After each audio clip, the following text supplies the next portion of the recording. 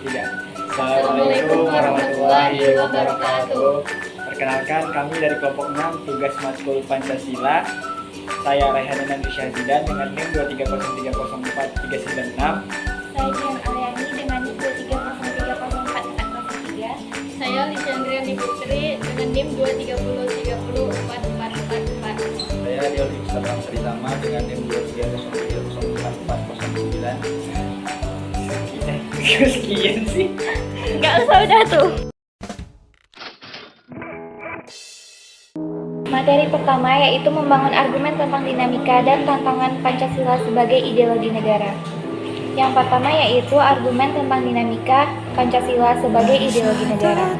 Dinamika Pancasila sebagai ideologi negara dalam sejarah bangsa Indonesia memperlihatkan adanya pasang surut dan dalam pelaksanaan nilai-nilai Pancasila.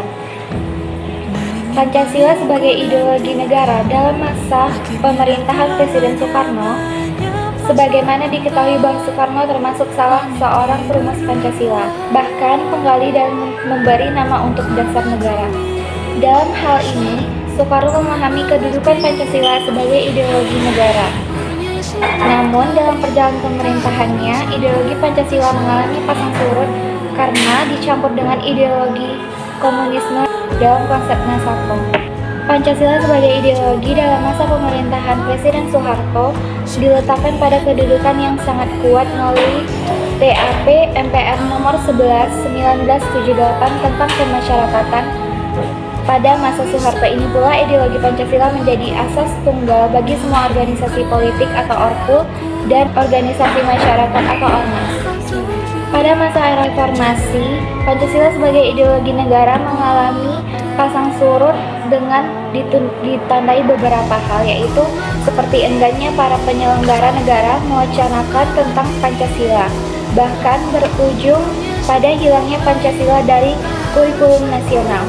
Meskipun pada akhirnya timbul kesadaran penyelenggara negara tentang pentingnya pendidikan Pancasila di perguruan tinggi. Yang kedua yaitu argumen tentang tantangan terhadap Pancasila sebagai ideologi negara. Adapun unsur-unsur yang mempengaruhi tantangan terhadap Pancasila sebagai ideologi negara, yaitu faktor pertamanya yaitu pertarungan ideologis antara negara superpower, antara Amerika Serikat dan Uni Soviet, antara 1945 sampai 1990. Kedua yaitu menguatnya isu kebudayaan global yang ditandai dengan masuknya berbagai ideologi asing dalam kehidupan bangsa dan bernegara karena keterbukaan informasi. Yang ketiga yaitu meningkatnya kebutuhan dunia sebagai akibat pertambahan penduduk dan kemajuan teknologi, sehingga terjadi eksploitasi terhadap sumber daya alam secara masif. Faktor internalnya yaitu pertama pergantian rezim yang berkuasa melahirkan kebijakan politik berorientasi pada kepentingan kelompok atau partai sehingga ideologi Pancasila sering terabaikan. Yang kedua yaitu penyalahgunaan kekuasaan yang mengakibatkan rendahnya kepercayaan masyarakat terhadap rezim yang berkuasa sehingga kepercayaan terhadap ideologi menurun drastis. Hakikat Pancasila sebagai ideologi negara. Pada bagian ini kita semua akan memahami bahwa hakikat Pancasila sebagai ideologi negara itu terbagi menjadi 3 dimensi. Dimensi yang pertama yaitu dimensi realitas, di mana nilai-nilai dasar yang terkandung dalam Pancasila bersumber dari nilai-nilai kehidupan bangsa Indonesia. Sekaligus juga berarti bahwa nilai-nilai Pancasila harus dijabarkan dalam kehidupan sehari-hari, baik dalam kaitannya dengan kehidupan bermasyarakat maupun bernegara. Kedua, dimensi idealitas, di mana mengandung cita-cita yang ingin dicapai dalam berbagai bidang kehidupan bermasyarakat, bernegara, dan berbangsa. Hal ini berarti bahwa nilai-nilai dasar Pancasila mengandung adanya tujuan yang dicapai, sehingga menimbulkan harapan dan optimisme serta memotivasi untuk mewujudkan cita-cita tersebut. Tiga, dimensi fleksibilitas, yaitu mengandung relevansi atau kekuatan yang membangun masyarakat untuk mengembangkan pemikiran-pemikiran baru tentang nilai-nilai dasar yang terkandung di dalam. Dengan demikian, Alfian mengatakan Pancasila itu sebagai ideologi bersifat demokratis karena bersifat demokratis dan mengatur dinamika internal yang mengundang orang negaranya meyakini untuk mengembangkan pemikiran-pemikiran baru tanpa khawatir kehilangan hakikat dirinya sendiri. Urgensi Pancasila sebagai ideologi negara.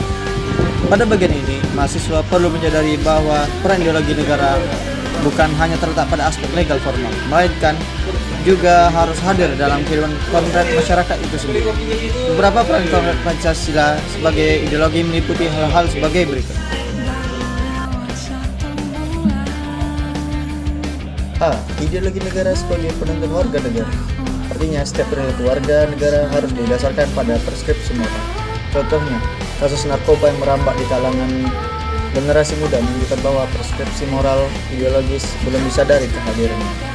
Oleh karena itu, diperlukan norma-norma penuntun yang lebih jelas, baik dalam bentuk persuasif, himbauan, maupun perjabaran nilai-nilai Pancasila ke dalam produk hukum yang memberikan rambu yang jelas dan hukuman yang setimpal bagi pelanggaran.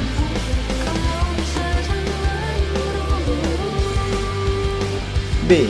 Ideologi negara sebagai penolakan terhadap nilai-nilai yang tidak sesuai dengan sila-sila Pancasila. Contohnya, kasus terorisme yang terjadi dalam bentuk pemaksaan kehendak melalui kekerasan. Hal ini bertentangan dengan nilai toleransi berkeyakinan, hak-hak asasi manusia, dan semangat persatuan.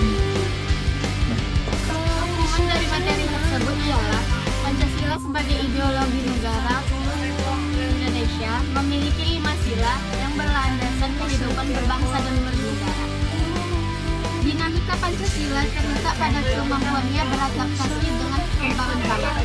Meskipun sering menghadapi tantangan seperti interpretasi yang beragam, radikalisasi, globalisasi, politik identitas, dan pendidikan. Esensi Pancasila sebagai ideologi negara terletak pada nilai-nilai dasar yang mendasari kehidupan berbangsa dan bernegara di Indonesia.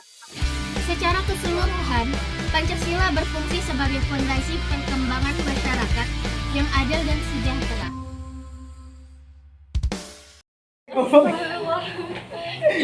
Ulang. 2, 3. Sekian video dari kami, lebih dan kurang mohon maaf. Wassalamualaikum warahmatullahi wabarakatuh.